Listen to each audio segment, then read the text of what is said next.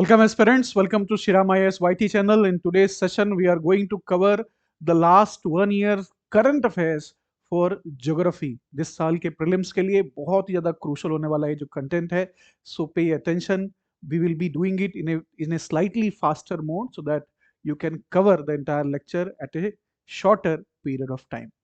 पहला आज का हमारा जो टॉपिक होगा ज्योग्राफी करंट अफेयर्स में पूरे साल का वो है coast line of the country. A very very significant news. जो इंडिया की कोस्ट लाइन है उसकी जो लेंथ है it has completely transformed as per the new government data. जो पुराना ओल्ड कोस्ट लाइन का लेंथ बताया जाता था उससे सब्सटैंशियली हायर अब हमारी नई कोस्ट लाइन हो चुकी है. So the total number is around 11,098.81 kilometres. पहले ये लेंथ 7,516.16 किलोमीटर होती थी. तो टोटल लेंथ जो चेंज हुई है बहुत ही सिग्निफिकेंट है. Apart from that state wise जो डेटा है that is also very very relevant. तो सबसे ज्यादा जो कोस्ट लाइन की लेंथ थी पहले अगर आप देखेंगे डेटा में आपको दिखाई देगा it was Andaman and Nicobar लगभग 1962 किलोमीटर की, जो कि अब बढ़ के 3083 हो गई है. दूसरे नंबर पे गुजरात हुआ करता था जो कि अब 2340 किलोमीटर के साथ आपको सेकंड नंबर पे फिर से दिखाई देगा. Apart from that Tamil Nadu which is in 1000 kilometres, Andhra Pradesh 1000 kilometres. So ये जो पूरा डेटा है ये बहुत ही सिग्निफिकेंट है इस साल के प्रीलिम्स के लिए. एग्जैक्टली लेंथ कितनी बढ़ी है, किस स्टेट में, शुरुआत की जो टॉप 3 स्टेट्स हैं उनमें क्या नंबर हमें बताया जा रहा है, और सबसे lowest level of coast line में आपको दिखाई देगा कि वो दमन एंड दीव है रफली 54.38 किलोमीटर्स. तो ये एक सिग्निफिकेंट डेटा पॉइंट है जो हमारे सामने यहाँ पे ये पर्टिकुलर जो टॉपिक है वो रख रहा है. So be prepared in this years prelims for this specific question on India's coast line and the changes vis-a-vis the past data. दूसरा जो टॉपिक है वो है Thailand Cambodia conflict. The conflict scenarios across the last year have been massive. बहुत सारी जगहों पे छोटे स्कर्मिशेस हुए हैं, कॉन्फ्लिक्ट हुए हैं. उसी कड़ी में थाईलैंड और कंबोडिया का कॉन्फ्लिक्ट सिग्निफिकेंट हो जाता है. Cambodia and Thailand both are part of ASEAN, और ये साउथ ईस्ट एशिया में इंडिया के लोकेटेड है. अगर आप मैप को देखेंगे ध्यान से तो जो एरियाज हैं जहां पे ये कॉन्फ्लिक्ट हुआ, specifically about territory, this conflict was about Preah Vihear temple. ये प्रेम विहार इसका नाम रहा होगा. So it got corrupted and now it is known as Preah Vihear temple. So this temple area has been under litigation, under dispute for many decades between Cambodia and Thailand. और जो पूरा map है इस reason का, जो neighbours हैं, for example Cambodia और Thailand के जो कॉमन नेबर्स हैं they are very very significant for this years prelims. For example Laos common neighbour है थाईलैंड और कंबोडिया का. Vietnam is also in a way common neighbour for both Cambodia and not for Thailand but for Laos. So Cambodia और Thailand के बीच में सिर्फ एक common neighbour बनेगा जो कि लाओस है. साउथ ईस्ट एशिया की geography in any case is very significant for prelims. और ये जो टॉपिक है ये भी सिग्निफिकेंट हो जाता है क्योंकि कॉन्फ्लिक्ट जोन्स के ऊपर यूपीएससी कई बार सवाल पूछता रहा है पिछले कुछ सालों के अंदर. So geography is very very significant. उसके बाद है Venezuela. Obviously it's a recent news. In the earlier period, the Donald Trump presidency in America, they have abducted the sitting president of Venezuela और उनको उठा के वो न्यूयॉर्क ले गए हैं. तो ये पूरी जो ज्योग्राफी है लैटिन अमेरिका की, कैरेबियंस की, ये सिग्निफिकेंट हो जाती है. Colombia, Guyana, this is Brazil. So ये जो पूरी कंट्रीज इस एरिया में है. पनामा कनाल भी काफी न्यूज में थी पूरे साल. American are trying very hard to acquire it. तो Costa Rica, Panama, Nicaragua, Honduras, Guatemala और क्यूबा जिसके ऊपर उन्होंने एक पूरा ब्लॉकिंग की हुई है वो भी सिग्निफिकेंट हो जाती है प्रीलिम्स के पॉइंट ऑफ व्यू से. तो जितनी भी कॉन्फ्लिक्ट ज्योग्राफीज हैं वो इन एनी केस सिग्निफिकेंट हैं. इस पर्टिकुलर केस में आपको मैप को लेके बहुत ही केयरफुल रहना है इस टॉपिक के अंदर. Then next is Aravali Range. Supreme Court pausing Aravali ruling moots new panel. This was a very animated debate in India in the last few months. Aravali Range जो कि काफी ज्यादा फ्रेगमेंटेड है, काफी ज्यादा डिग्रेडेशन उसको देखना पड़ रहा है. बहुत ज्यादा अगर आप देखेंगे तो डिफॉरेस्टेशन उन एरियाज में हुआ है जिसके कारण there have been a threat of desertification on the eastern side of Aravalli. तो अरावली का जो मैप है वो सिग्निफिकेंट हो जाता है यहाँ पे। This is Aravalli range, the exact map of Aravalli range. As you can see mount Abu is there, और जो इंपॉर्टेंट एरियाज हैं, जो इंपॉर्टेंट सिटीज और टाउन्स हैं, जैसे for example Jaipur, it is on the eastern side, Ajmer on the eastern side, Kota, Udaipur on the eastern side, Jaisalmer and Jodhpur जो हैं अरावली के वेस्ट की तरफ पड़ते हैं। तो ये बहुत ही सिग्निफिकेंट हो जाता है इस साल के प्रीलिम्स के लिए, आपसे सवाल पूछा जा सकता है। This is the extended version जो मैप्स में आपको दिखाई दे रहा है, जो स्टेट्स जो कवर कर रहा है। For example it is covering Gujarat, it is covering Rajasthan, it is covering Haryana, some parts of Delhi. तो ये जो स्टेट्स हैं ये सिग्निफिकेंट हैं। जो रिवर्स निकल के आ रही हैं अरावली से वो सिग्निफिकेंट है। पर्टिकुलरली अगर आप देखें इसमें मेटामॉर्फिक रॉक्स स्ट्रक्चर ज्यादा आपको मिलेगा, मार्बल मिनरल बहुत ज्यादा सिग्निफिकेंट क्वांटिटी में अरावली रेंज में मिलता है।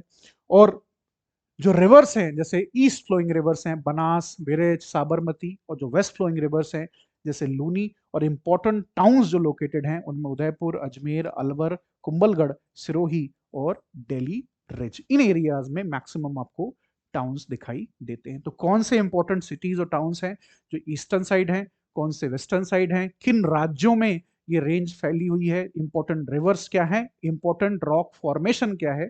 ये मोस्टली फोल्ड माउंटेन्स हैं, काफी डिग्रेडेड है, एंशियंट है compare to Himalayas, they are older than Himalayas.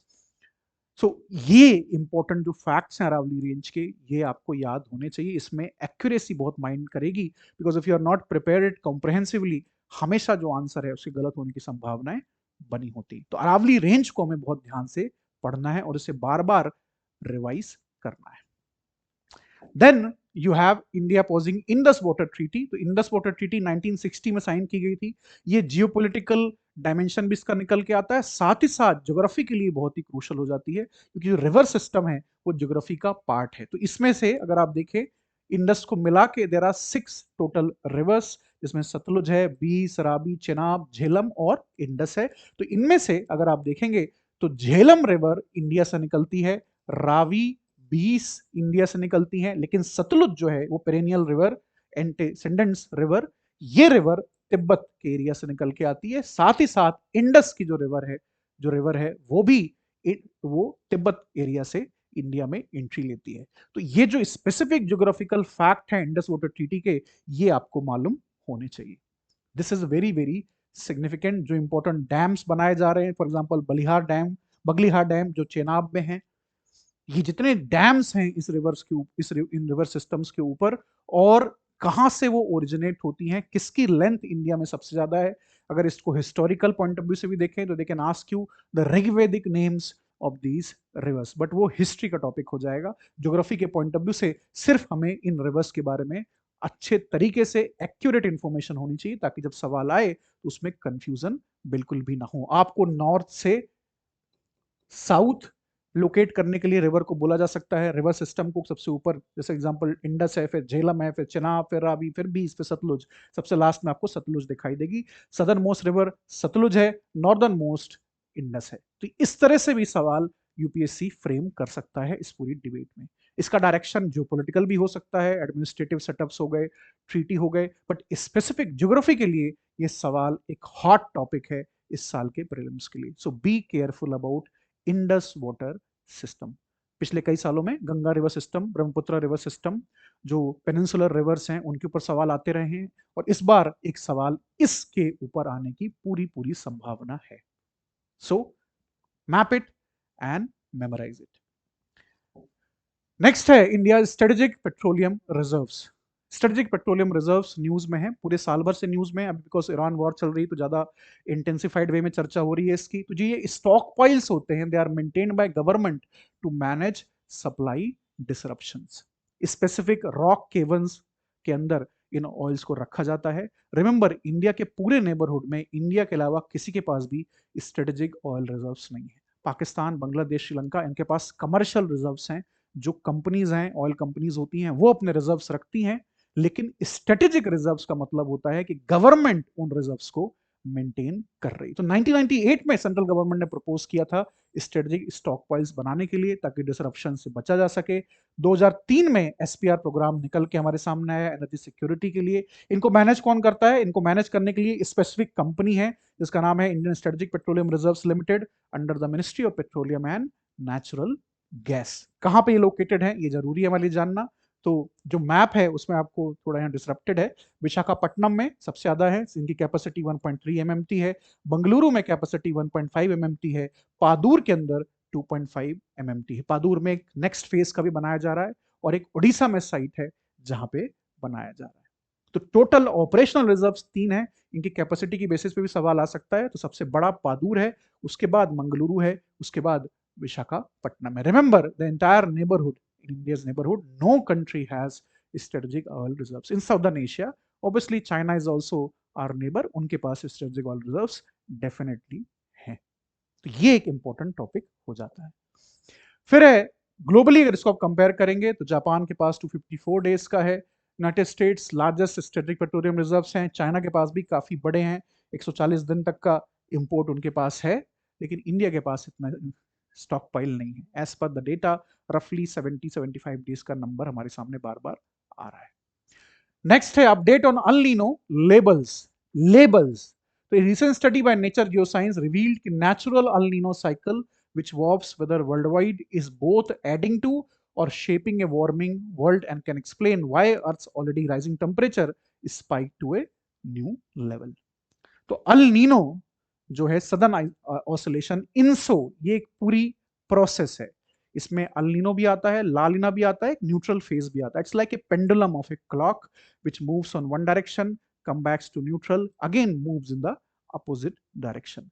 ये रिकरिंग क्लाइमेट पैटर्न है involving changes in temperature of waters in the central and eastern tropical Pacific Ocean. The equatorial Pacific Ocean surface water warming or cooling by 1 to 3 degree every 3 to 7 years. तो INSO has 3 phases: El Nino, La Nina and neutral. तो El Nino के बारे में बार बार बात कही जाती है। El Nino में क्या होता है? जो सेंट्रल इक्वेटोरियल पैसिफिक है, this is Australia, as you can see this is India. ये वाला जो पार्ट आपको दिखाई दे रहा है यहाँ पे, जब लैटिन अमेरिका के पास कोस्ट में वार्म वाटर्स हो और ईस्टर्न साइड में पैसिफिक, ये ईस्टर्न साइड हो गया, ये वेस्टर्न साइड हो गया, तो इधर जब कूलर वाटर्स होते हैं अराउंड फिलीपींस, तो उस सिचुएशन में हम अल नीनो से कहते हैं। अल नीनो का इंपैक्ट हमारे मानसून के ऊपर नेगेटिव होता है। इसका अपोजिट ला लीना होता है, एकदम रिवर्स कंडीशन हो जाती है। तो you have to do one thing only, या तो आप ला लीना को याद करिए या तो अल नीनो को याद करिए। सरफेस टेम्परेचर किस कंडीशन में कैसे होते हैं आपको सिर्फ एक याद करना है, उसका अपोजिट दूसरा हो जाएगा। So many of the aspirants get confused about it. Don't get confused about it. Simply remember one and just opposite will be the other thing. तो इससे याद करना इससे काफी आसान हो जाएगा। सुपर अल नीनो का साल, ये जो साल है 2026 है, इससे बताया जा रहा है पिछले 3 साल से ला लीना का फेज चल रहा था। This years El Nino is going to be there, it can bring drought to India, below average rainfall IMD predict कर रहा है। सो इस पॉइंट ऑफ व्यू से ये जो टॉपिक है ये प्रीलिम्स के लिए काफी इंपॉर्टेंट है। और रिसेंट स्टडी जो मैं बता रही है कि earth's average monthly temperature jumped above the long term trend in early 2023, contributing through 2025. Contributing factors include faster climate warming, reduction in particulate pollution from ships, underwater eruptions, etc. जो unusual pattern है ला Leena El Nino का, 2020 से 23 तक earth experienced a rare triple dip La Nina with no El Nino between. This is extraordinary. Generally El Nino आ जाता है, लेकिन 3 सालों तक लगातार El Nino नहीं आया, as if it was waiting for Trump.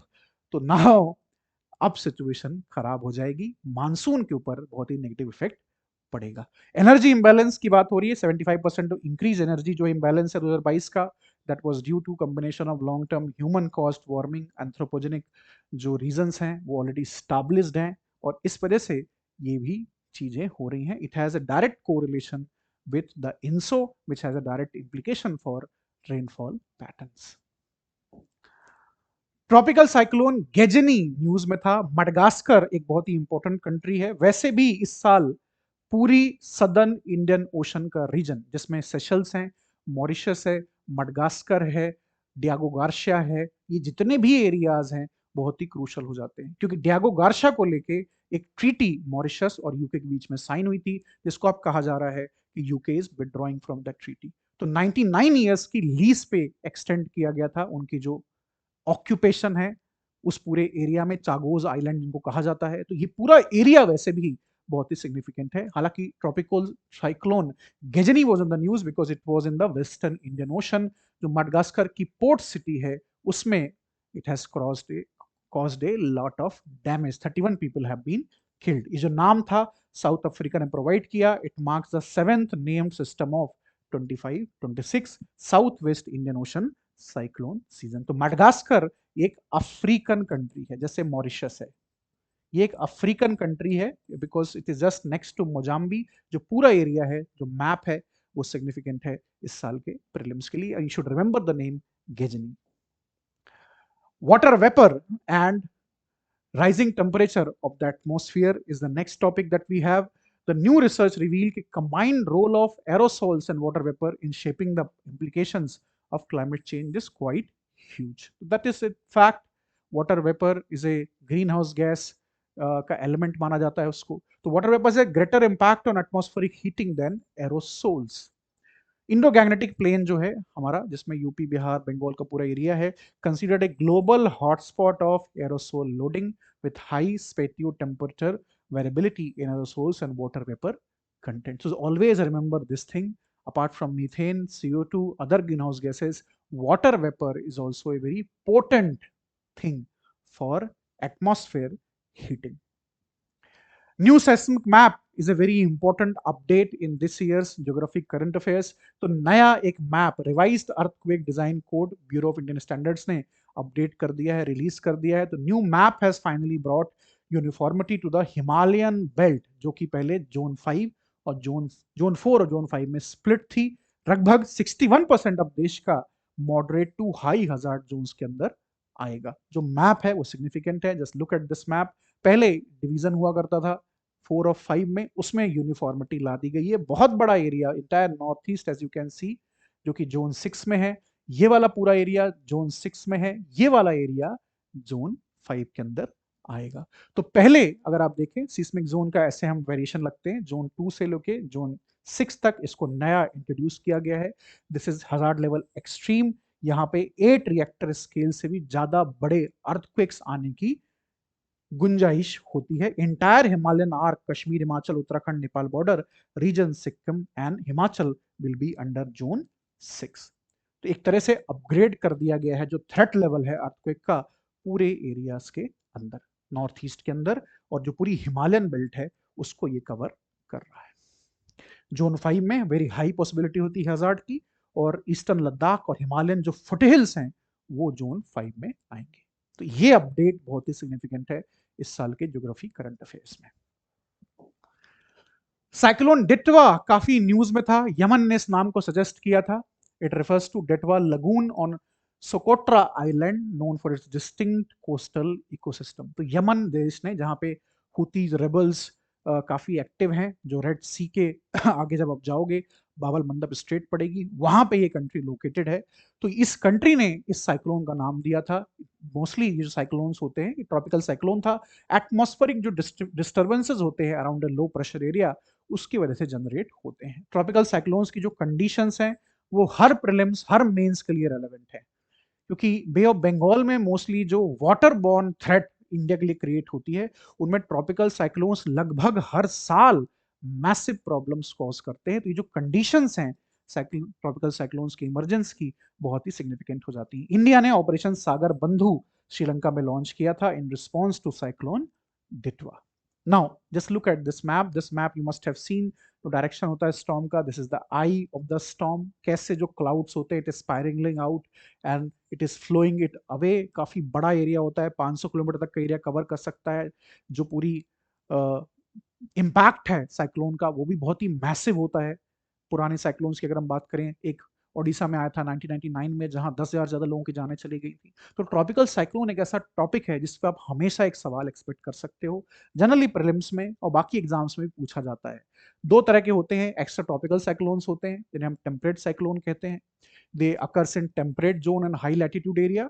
और ट्रॉपिकल साइक्लोन जो कि ट्रॉपिक्स ऑफ कैप्रिकॉर्न और कैंसर के 20 3 डिग्री 30 नॉर्थ, 23 डिग्री 30 साउथ के बीच का जो एरिया है वहां पे होते हैं। मोस्टली इनको नाम कैसे दिया जाता है? रीजनल स्पेशलाइज्ड मेट्रोलॉजिकल सेंटर्स और ट्रॉपिकल साइक्लोन वार्मिंग सेंटर्स इनको नाम देते हैं। 6 RSMSCs हैं including the Indian meteorological department. तो IMD names a cyclone developing over the North Indian Ocean including the Bay of Bengal and Arabian Sea। ये naming भी काफी सिग्निफिकेंट हो जाती है। अगर आप देखें डिफरेंट जो नेम्स इनको ज़्यादा जाना जाता है, इनको विली विली बोला जाता है नॉर्थ वेस्टर्न ऑस्ट्रेलिया में, ट्रॉपिकल साइक्लोन्स हम इंडिया में बोलते हैं इनको, टॉर्नेडोज बोला जाता है वेस्ट अफ्रीका USA मैक्सिको में, टाइफून्स बोला जाता है चाइना सी और पैसिफिक ओशन के अंदर, हरिकेन्स बोलते हैं कैरेबियन सी और अटलांटिक ओशन के अंदर। हैं ये ट्रॉपिकल साइक्लोन्स ही, डिफरेंट डिफरेंट नामों से इन्हें जाना जाता है। 2022-23 में प्रीलिम्स में एक सवाल भी इसके ऊपर पूछा गया था, flat out memory based question था। तो हमेशा इस तरह के सवाल जो होते हैं लो हैंगिंग फ्रूट्स होते हैं, इनमें गलती जनरली नहीं करनी चाहिए। फिर है इथोपियाज हाईली गुब्बी वॉल्केनो एरप्शन। तो जो हाईली गुब्बी वॉल्केनो था अफार रीजन में इथोपिया के, वहां इरप्ट हुआ 12,000 सालों के बाद ये इरप्ट हुआ। काफी मैसिव न्यूज थी ये, पूरे नॉर्थ और सदर्न इंडिया में कहा जा रहा था कि जो एयर का मूवमेंट है, विंड का पैटर्न है, it will bring a lot of ash dust to our region and that is why आपके एग्जामिनर की नजर पे भी ये होगा, इसके ऊपर एक सवाल इस साल बन सकता है। शील्ड वॉल्केनो है ये, टाइप हमें मालूम होना चाहिए, which is located in Ethiopia's Afar region रफली 800 kilometres north east of Addis Ababa after the near the Eritrean border. तो इथोपिया और इरिट्रिया इन दो कंट्रीज के बीच में स्लाइड इस बार इस साल कॉन्फ्लिक्ट भी था। तो पूरी ज्योग्राफी जो है इथोपिया की, इरिट्रिया की, पूरी रेड सी रीजन की सिग्निफिकेंट हो जाती है हमारे लिए। Volcanic composition contains silica rich rocks, mostly the trap gases making जो eruptions होते हैं more explosive। कॉजेस क्या था? कॉजेस बताया जा रहा है कि भाई 12,000 साल में क्यों फटा ये, इसका बताया जा रहा है कि ये triggered by tectonic activity along the eastern African rift, जहां अफ्रीकन और Arabian plates are pulling apart. Types जो है इसके अगर आप देखेंगे, this is the map, just look at this map, this is Ethiopia, this is Eritrea, दोनों के बीच में कॉन्फ्लिक्ट भी है और ये कॉन्फ्लिक्ट बहुत ही सीरियस रहा है क्योंकि जो आप देख रहे हैं ये जो कंट्री है इथोपिया, इनके पास एक्सेस नहीं है सी का, जिसको लेके काफी डिबेट रही है, काफी विवाद भी रहा है, कॉन्फ्लिक्ट की सिचुएशन भी रही है। तो पूरा जो मैप है रेड सी एरिया का वो सिग्निफिकेंट हो जाता है हमारे प्रीलिम्स के लिए। पूरा एरिया बाबल मंदब, ये जो स्ट्रेट है नैरो, ये वैसे भी न्यूज में रही है because of the recent Iran war. तो this is important. Apart from it अगर आप देखें टाइप्स ऑफ वॉल्केनोज की बात करें तो शील्ड वॉल्केनोज होते हैं, जो कि ये टाइप है जो ये इथोपिया में एक्सप्लोजन हुआ है, it's a shield volcano. Large broad slopes होते हैं, फ्लूड लावा फ्लो होता है। इसके अलावा कंपोजिट वॉल्केनोज भी होते हैं, स्टीप और सिमेट्रिकल होते हैं, एक्सप्लोजिव इरप्शंस इनमें होते हैं, जैसे मायोन फिलीपींस के अंदर। इसका एग्जाम्पल यहाँ दिया जा रहा है माउना लोवा हवाई में। लावा डोम्स भी होते हैं, स्मॉल विथ स्टीप साइड्स होती हैं इनकी, जैसे शोबा सिंजन जापान के अंदर, और किंडर कोन्स भी होते हैं जैसे सनसेट क्रेटर है अरिजोना में। ये स्मॉलेस्ट सिंगल वेंट साइंडर्स होते हैं जहाँ ऐश और रॉक्स बाहर आते हैं। तो एनसीईआरटी पढ़ी होगी मोस्ट लाइकली आप सभी ने, तो उसमें भी वोल्केनोस के डिस्क्रिप्शंस हैं, उनके टाइप्स हैं, बट ये प्रीलिम्स के लिए करंट अफेयर्स वाला टॉपिक भी है because of what has happened in Ethiopia. तो इथोपिया की ज्योग्राफी, जो वोल्केनोज है उनके टाइप, ये क्यों इरप्शन हुआ था, ये तीन चीजें यहाँ बहुत ही क्रूशल है। वायनाड में लैंडस्लाइड्स हुई 2024 जुलाई में। Wayanad district of Kerala was hit by devastating landslide triggered by torrential downfall, जिसमें कई सारे लोगों की जान चली गई। तो लैंडस्लाइड इस पर्टिकुलर एरिया में रेलेवेंट है क्योंकि ये पूरा एरिया वेस्टर्न घाट का एरिया, वेस्टर्न घाट बहुत ही सिग्निफिकेंट है। तो तमिलनाडु, केरला, कर्नाटका, गोवा, महाराष्ट्र, गुजरात, ये स्टेट्स हैं जहां आपको वेस्टर्न घाट्स दिखाई देंगे। बहुत ज्यादा सिग्निफिकेंट है, one of the highest biodiversity, biggest biodiversity hotspots in the world. Evergreen forest का एरिया है, काफी सिग्निफिकेंट है माइनिंग के पॉइंट ऑफ व्यू से भी। कस्तूरी रंजन जो रिपोर्ट हैं, बाकी जो इंपॉर्टेंट रिपोर्ट्स हैं इस फील्ड में वो भी रेलेवेंट हैं, बट इस केस में सिर्फ ज्योग्राफी वेस्टर्न घाट की, ईस्टर्न घाट की, ये दोनों बहुत ही हॉट टॉपिक रहे हैं हमेशा से यूपीएससी के लिए। तो accordingly you should prepare in the context of Wayanad landslide. Western Ghats में भी लैंडस्लाइड्स काफी ज्यादा होती रही हैं। जो रिवर सिस्टम है ये बहुत ही सिग्निफिकेंट है, इससे हमें अच्छे से रिवाइज करना है।